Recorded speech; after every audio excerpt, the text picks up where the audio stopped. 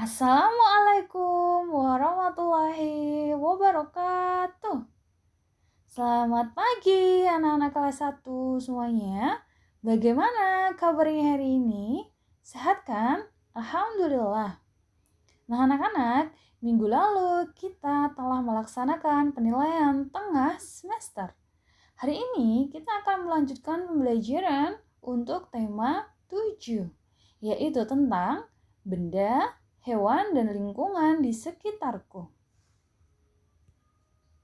Hari ini kita akan belajar subtema 1, yaitu tentang mengenal benda di sekitar.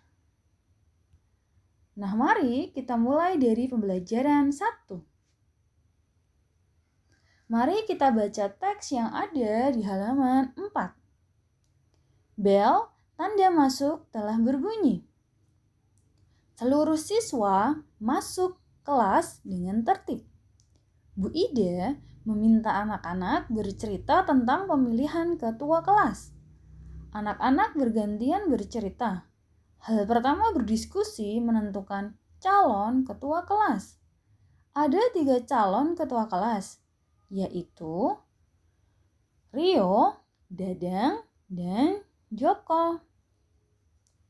Bagaimana dengan pemilihan ketua kelas di kelasmu? Apakah kamu juga sudah memilihnya dengan berdiskusi? Berdiskusi termasuk pengamalan Pancasila, yaitu sila keempat. Lambang sila keempat adalah kepala banteng. Selanjutnya, Bu Ida membagikan kertas. Rio dan teman-teman diminta menulis 1 nama calon ketua kelas. Bu Ida meminta bantuan Gita dan Hetty. Gita mengumpulkan dan membaca hasilnya. Adapun Hetty menuliskan hasilnya di papan tulis. Hetty menulis menggunakan spidol. Spidol dan papan tulis termasuk benda-benda yang ada di sekolah. Kegiatan pemilihan ketua kelas berlangsung dengan tertib.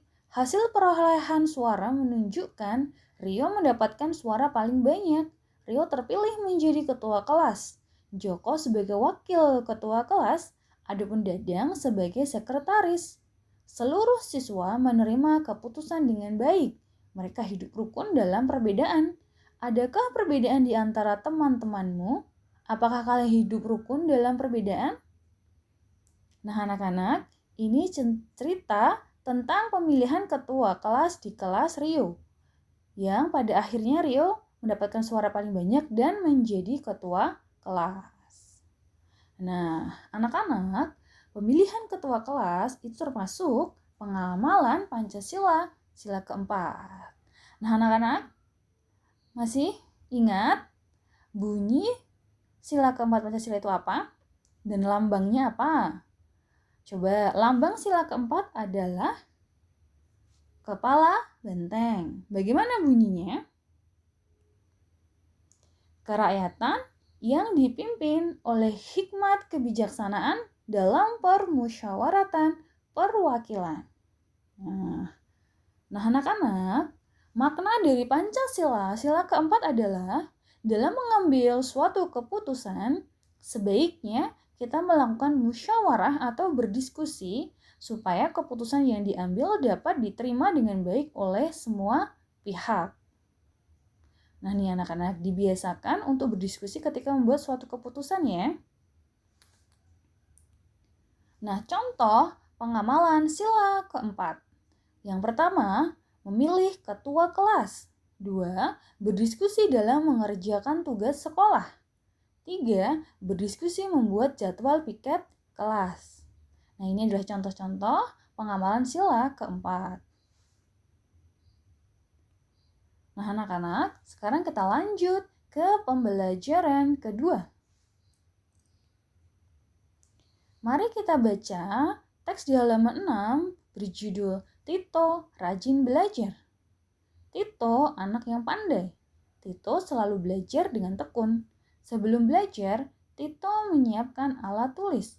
Alat tulis yang digunakan banyak. Ada buku, pensil, penghapus, penggaris, rautan, dan tempat pensil. Selesai belajar, Tito merapikan alat tulisnya. Disusun rapi di atas meja belajar. Jadi, mudah dicari saat akan belajar lagi. Nah, anak-anak, semuanya di rumah pasti punya dong alat tulis yang digunakan untuk belajar. Nah, coba perhatikan gambar yang ada di sini.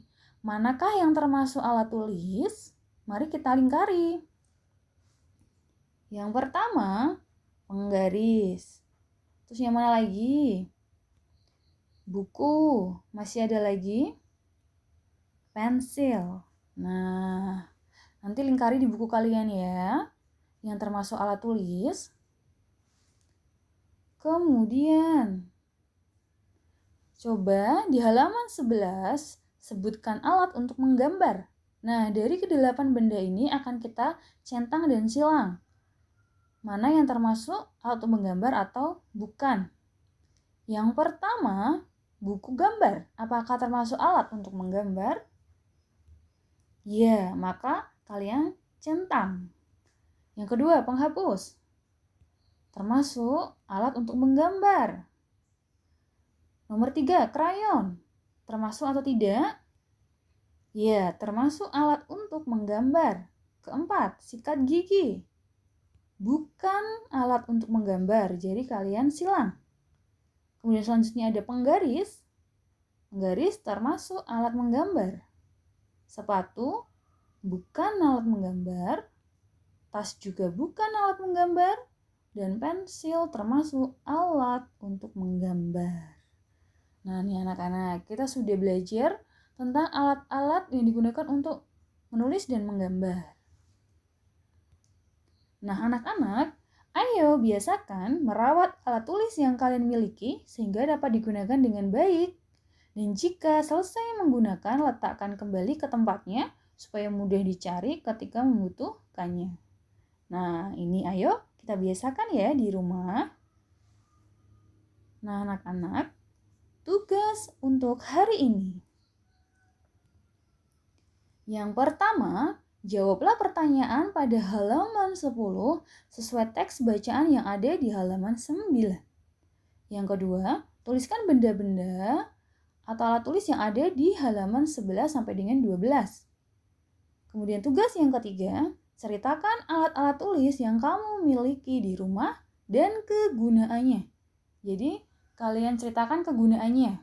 Contoh, misal pensil digunakan untuk apa?